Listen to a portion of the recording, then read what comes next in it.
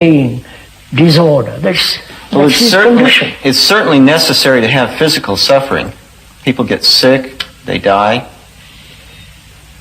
And we're wondering whether or not psychological suffering is analogous to that, or whether there's something intrinsically different about it. No, sir.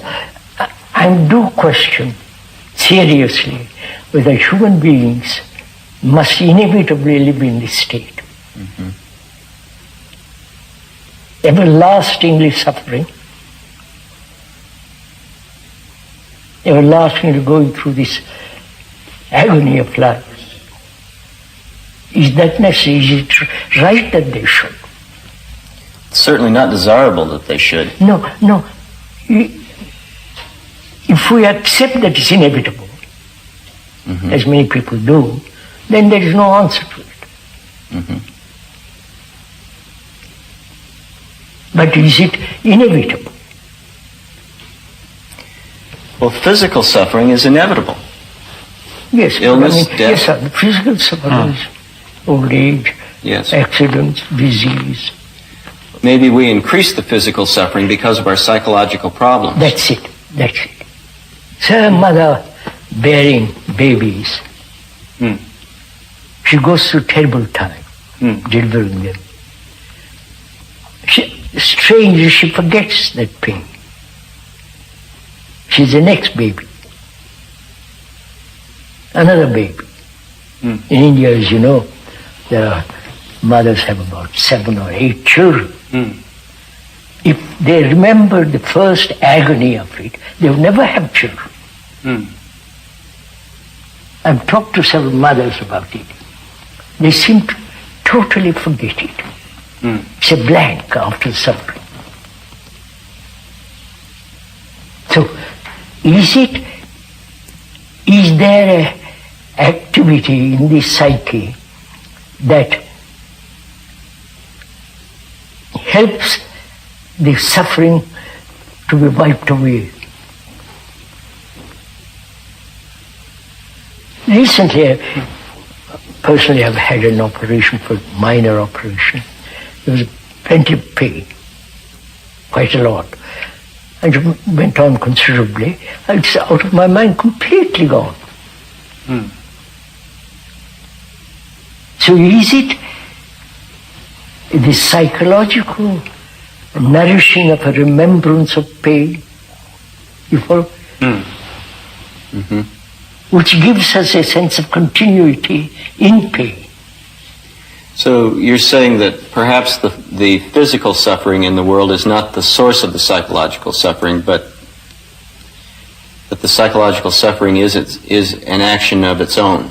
Yes, that. You've had toothache, I'm sure. Yes, You've forgotten it. Why? If we accept pain is inevitable, suffering is inevitable, you must continue with it. You must sustain it. No, we have to accept that it's inevitable that it happens sometimes. But we can forget physical pain. Can we forget the kind of psychological pains caused by natural things like loss, death of people? Yeah, I will come to that. I come to you. I have a problem with my wife. I'm married. If I'm not, but suppose I'm married. I come because I can't get on with her. And she can't get on with me. And we have a problem, a relationship. I come to you. How will you help me? This is a problem everybody is facing. Yes.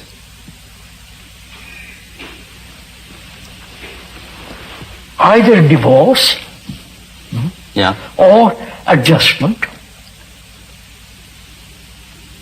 And is that possible when each one wants to fulfill, wants to go his own way, pursue his own desires, his own ambitions, and so on?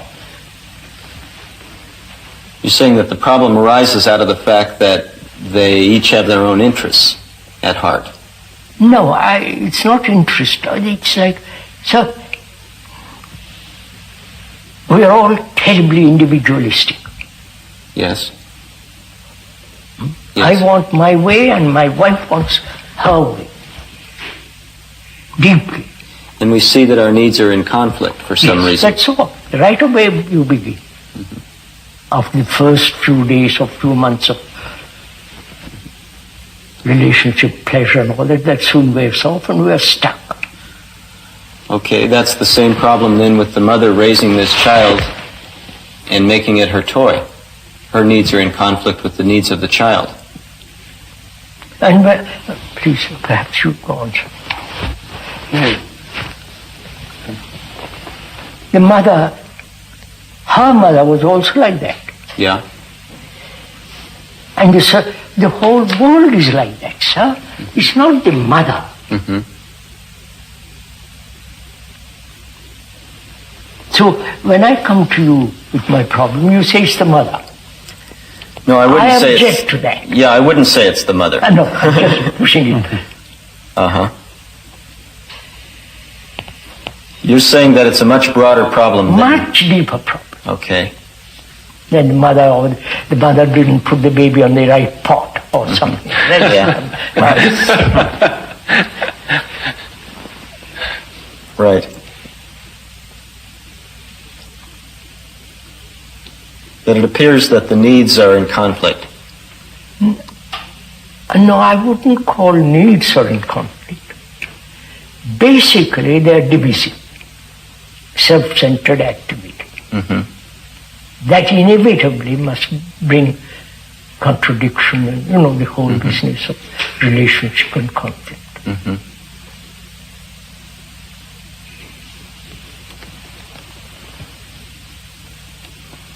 Because each one wants his pleasure. There's self-centered activity on the part of the person who's raising the child or on the part of the person who is in the relationship, married. The child is the victim of that. The child? The child is the victim of that. Of course. And then grows up to perpetuate it. And the mother's father, they were like that too. Yes. Now, why does it have to happen that way? Are we saying that's the way it is in nature? Or are we saying that... No. Well, there are certain conflicts in nature. For example, among troops of gorillas or baboons, take baboons, or even chimpanzees. Mm-hmm. There's a conflict among the males. Often the strongest male wishes to monopolize all the attractive females. Now, some of the younger males want to get in on the act as well. Mm-hmm. They try going off with these females, and this younger male will fight them and beat them off. So they'll be kept out of this. This selfish activity of this one male keeps most of the females to himself. The same occurs in red deer, where the stag will monopolize the females. Now, these are examples of conflict in the animal kingdom which are quite needless. There'd be enough food for these hens without pecking each other. Now, these are not exceptions. We can find this kind of thing throughout the animal kingdom.